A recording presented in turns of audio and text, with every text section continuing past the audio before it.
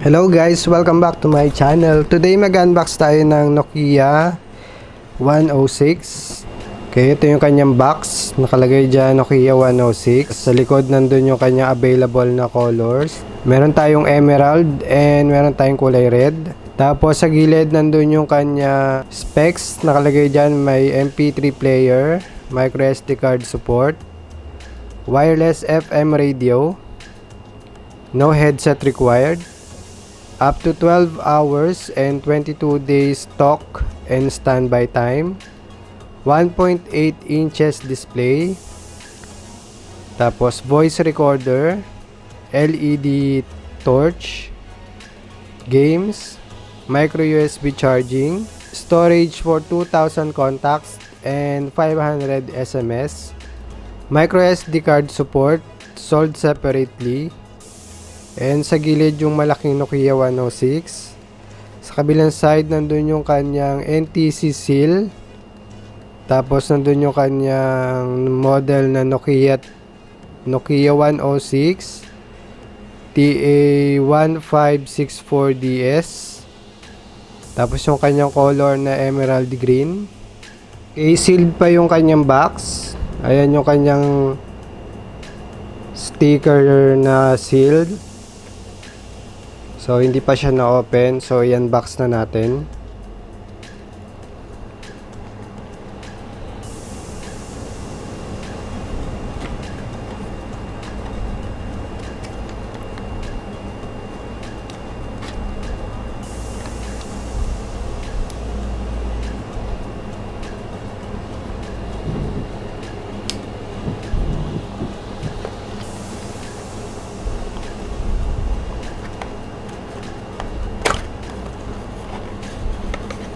Kaya pan-opening, ito yung kanyang unit. Kay Nokia 106. So, iset aside muna natin yung unit. Okay, sa loob ng box, meron tayong battery.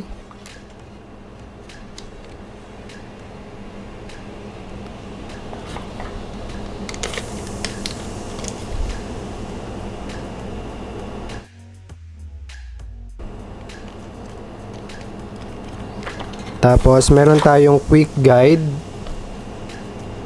dun sa loob ng box.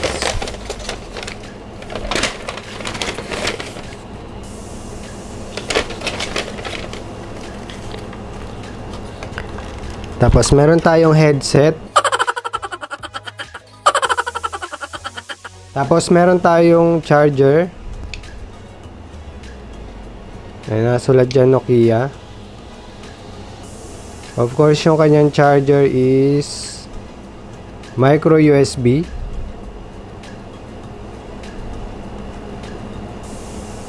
Tapos meron tayong headset. Okay, yung kanyang headset, generic lang naman to, pero pakita ko rin sa inyo. Ayan, generic lang yung kanyang headset. So, ayan yung kanyang itsura. Tapos, ito yung kanyang yung tatlong dots na yan, yan yung kanyang microphone. Tapos, yung kanyang jack is 3.5mm. Okay, set aside muna natin. And, wala nang laman. Okay. Balik muna natin yung iba. Doon sa box.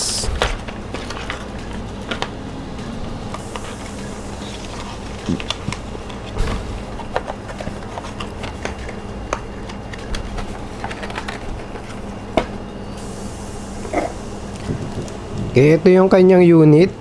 Yung kulay na binili ko is emerald green.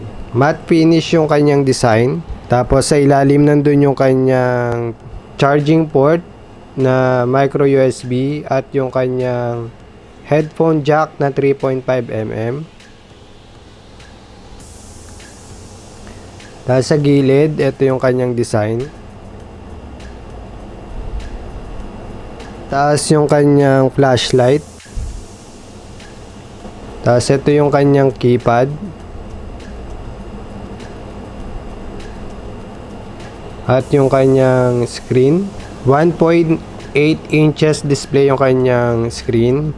Okay, tignan natin yung kanyang likod. So buksan natin, kabit natin yung battery.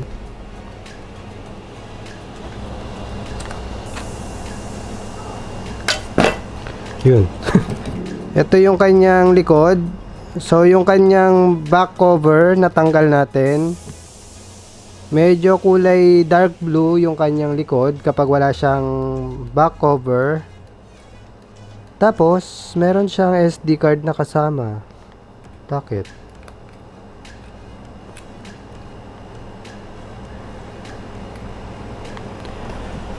Nakalagay doon microSD card support.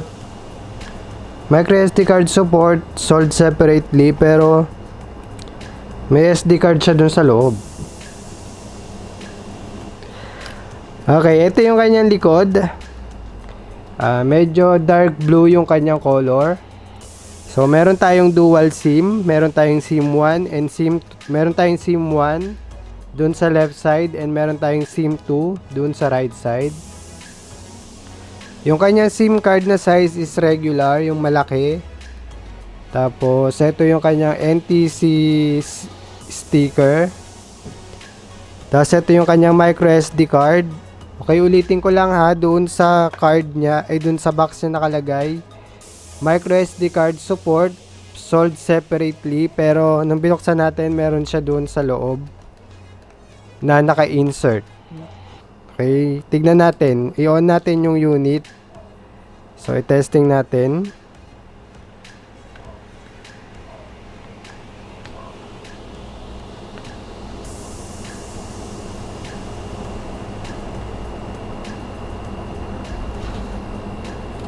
So, okay, yung kanyang screen is 1.8 inches display lang. So, medyo maliit lang yung kanyang display.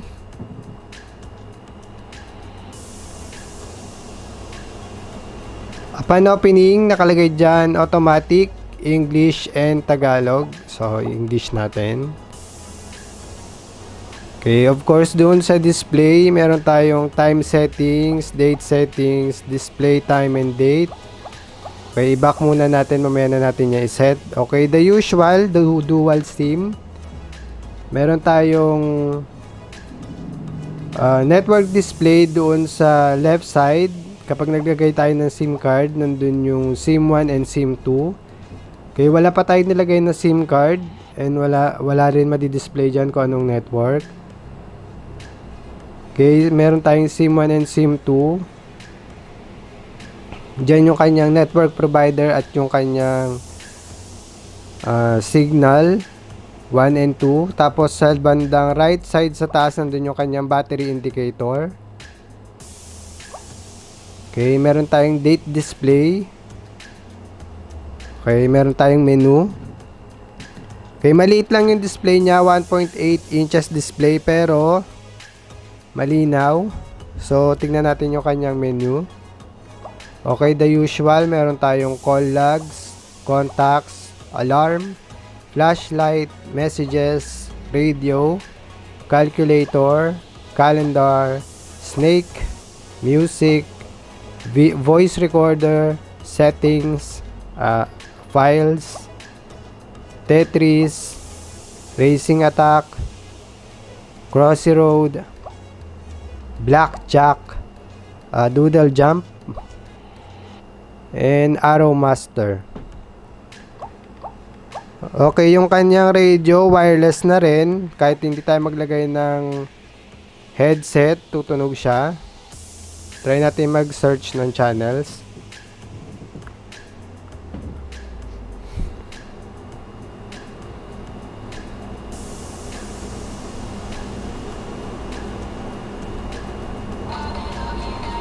Okay, wala siyang ibang speaker kundi doon lang sa taas. And dyan lang lumalabas yung kanyang tunog. Sa taas, wala nang iba. So, off muna natin. And yung kanyang flashlight, try natin. On. Ito pala. Yung flashlight niya nandun sa taas nung ano. Okay, okay naman siya. Sa dilim. Okay, off. Of course, yung kanyang keypad, meron siyang ilaw kapag nasa dilim. Mamaya papakita natin. Try natin ikabit yung kanyang back cover. Ayan, medyo mahirap lang talaga itanggalin yung kanyang cover kasi dikit na dikit doon sa unit. Ayan, maganda yung kanyang design kasi meron siyang line na dark blue doon sa gilid. Okay, yung color niya is emerald green.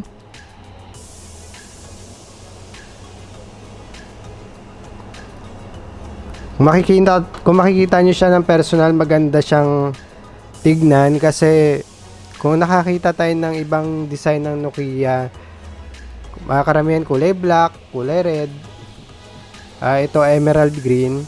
So bihira tayo makakita nito sa market, lalo na kapag bumili tayo sa mga shop or sa mga kiosk. Madalas wala silang ibang kulay. Ang kulay lang na meron silang tinitinda is kulay black. Maganda din yung kanyang design. Yung kanyang finish, matte, hindi siya madulas sa kamay. So, okay siya as backup phone. So, kahit hawakan nyo siya ng hawakan, hindi siya madulas. Hindi siya madulas hawakan. So, maganda yung pagka-finish niya. And yung kanyang keypad, medyo malalaki. So, pag nag-type tayo, try natin mag-type ng message.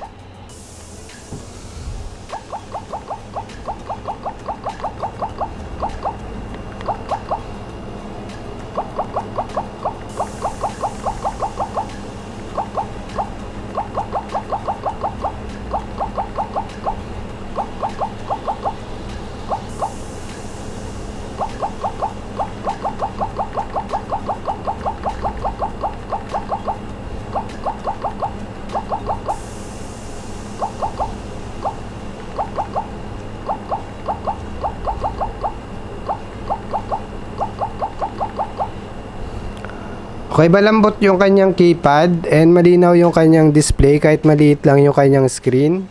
Masarap mag-type and nababasa nyo naman yung kanyang mababasa nyo yung kanyang letter kahit maliit lang yung kanyang display at malambot yung kanyang keypad. Anyway, yun lang guys. Sana meron karoon kayo ng idea about sa unboxing natin today. Hindi na natin masyadong papahabain dahil keypad phones lang naman to. At hindi na tayo masyadong magre-review dahil the usual na ginagawa natin is ina-unbox, ino-on, and tinetesting yung unit. So, eto na yun guys. So, maliit lang yung kanyang keypad phone. Tama-tama lang sa kamay natin. So, madali lang siyang bit-bitin kung gusto nyo magkaroon ng extra phone. For me, recommended siya as secondary phone, as backup phone dahil maganda siyang hawakan. Siguro sa features niya, kilala naman natin yung Nokia. Matibay, tsaka pagdating talaga sa keypad phones, maganda yung Nokia phone. So, wala na tayo masyadong question about sa tibay ng kanyang gadget pagdating sa Nokia. Anyway, made in China pala siya. Okay, nakalagay dyan, made in China. Pero yung parts and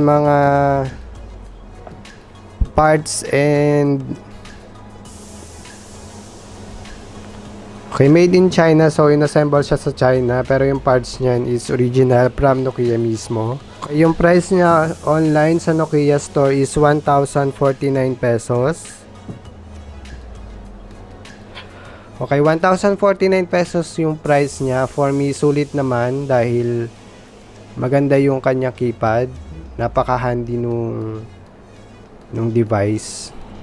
Maliit lang siya pero maganda yung keypad niya, malaki. And yung display niya kahit maliit, nababasa mo naman. So, yun lang guys. Wala na ako ibang masabi about sa Nokia 106. For me, it's good kung naghanap kayo ng keypad phone as backup phone ninyo. Mare-recommend ko tong Nokia 106. Okay, thank you for watching guys. Yun lang yung mapapakita ko sa inyo for now, and sana nagkaroon kayo ng idea about Nokia 106. And kita-kita ulit tayo sa susunod nating unboxing and sa mga susunod pang unboxing and review natin. Okay, thank you for watching and see you again next time. Okay, bye.